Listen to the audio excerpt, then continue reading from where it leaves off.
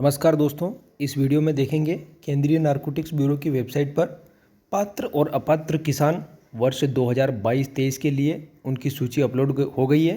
जैसे ही आप home page पे जाएंगे और हिंदी में अगर आप खोल के देखेंगे पात्र और अपात्र कृषक फॉर द अफीम क्रॉप ईयर 2022-23 के लिए लांसिंग के माध्यम से अफीम गोंद प्राप्त करने के लिए और पोस्ट भूस ये CPS नीचे वाला जिसमें है जिसके लांसिंग करने पर रस न निकले वो CPS के माध्यम से।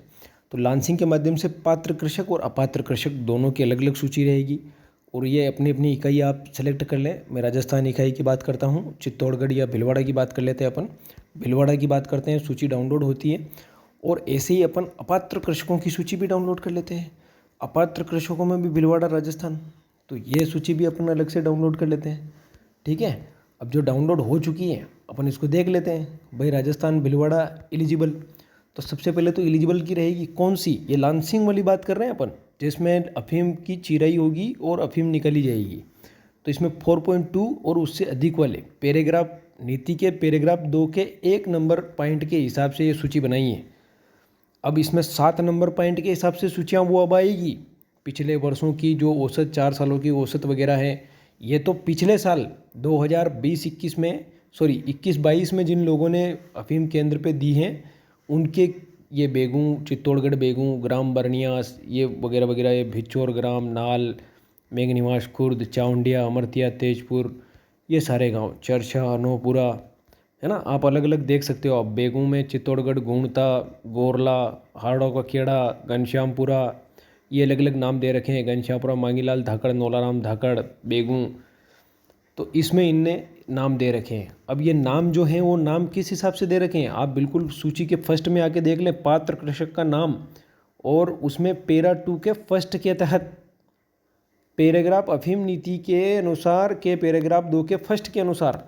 अब इसमें अपात्र कृषकों की अपन ने इन एलिजिबल की भी अपन ने डाउनलोड कर लिया। 4.2 से जो कम है ये मात्र 31 नाम है जो 4.2 से कम है चित्तौड़गढ़ में। ये चित्तौड़ भीलवाड़ा की जो सम्मिलित सूची इसमें आती है। अब इसमें अपन देखते हैं लांसिंग के माध्यम से हो गई, अपन CPS के माध्यम से देखते हैं पात्र किसान। CPS के माध्यम से पात्र किसानों में कि भाई अभी ये फाइल की एरर आ गई है भाई आपको, तो अपन इसमें भीलवाड़ा में नहीं, अपन इसमें देख लेते हैं कोटा की अपन CPS के माध्यम से देख लेते हैं। सूची अपन ने इसमें ऑलरेडी डाउनलोड कर रखी है। तो भाई कोटा की जो है एलिजिबल CPS और non eligible CPS, in eligible है। जो CPS में भी चूँकि डोडा जो सरकार ने आपसे लिया था, डोडा पोस्त जो लिया था आपसे, पोस्ता को हटा के डोडा जो आपसे प्राप्त किया था गवर्नमेंट ने अलग अलग केंद्रों पे, तो उससे भी कोडेन फास्फेट निकाल के देखा है और MS कंटेंट प्रति हेक्टेयर में ये बैठा है इनके 2.4, 1.7। अब ढेर सारे जो पट्टे थे उनमें से मात्र 16 पट्टे कोटा के जो है सर्कल में वो CPS में भी नहीं आएंगे। ये list of not eligible cultivator. अब अपन एलिजिबल कल्टीवेटर की बात करते हैं, जिन्होंने डोडा पिछले साल जो है अफीम केंद्रों पर जो है वो दिया था। उसमें पैराग्राफ 2 के फर्स्ट। अब CPS में इसमें जो भाई इसमें अलग से नीति आई थी, CPS की अलग नीति आई थी और नॉन CPS की अलग आई थी। CPS के माध्यम से जो डोडा लिया उनके लिए ये सूची है। ये फिर से वही गांव के नाम वगैरह वगैरह ये सारी चीज़ें, कृषक का नाम पैरा 2 के तहत 2022-23 में। ऐसे धीरे धीरे सब जगह की अभी तक इसमें अपलोड हो चुकी है, कुछ बाकी है जो हो जाएगी और शीघ्र ही आपके मुखिया के पास सूचना आ जाएगी। बिल्कुल घबराए नहीं। और पुराने वर्षों की जो सूचियां हैं वो भी आपके वेबसाइट पे आएगी, बिल्कुल वेबसाइट पर भी आएगी। और साथ ही साथ आपको जो है वेबसाइट पे आने के साथ ही साथ आपके मुखिया, ग्राम के मुखिया के पास भी ये सूचियाँ आएगी। पात्र और अपात्र कृषक 2022-23 में अलग अलग जो हैं लॉन्सिंग के माध्यम से, नॉन लॉन्सिंग के माध्यम से न्यू पट्टे जो जारी होंगे उनमें भी आएगी। ये भी सूचियाँ सिर्फ उनकी हैं जिन्होंने पिछले साल 2021-22 के दौरान अफीम केंद्रों पर अफीम तोली हैं या फिर उन्होंने डोडा तोला है, उनकी सूची है ये कि भाई पोस्ट भूस जिसे कहते हैं, पोस्ट भूस और लॉन्सिंग के माध्यम से अफीम गोंद। तो इन दोनों के लिए ये सूचियाँ हैं पिछले साल जिन्होंने ये केंद्र पर दिया है। सूचियों को अच्छे से देख लें, अपने अपने नाम देख लें। और जो पुराने पट्टे जो जारी होंगे पैराग्राफ 2 के 7 नंबर, पैराग्राफ 2 के 6 नंबर घटिया वाले, अब घटिया में मैं इसी वीडियो में बता देता हूँ अलग से, मेरे पास बहुत सारे कमेंट आए थे।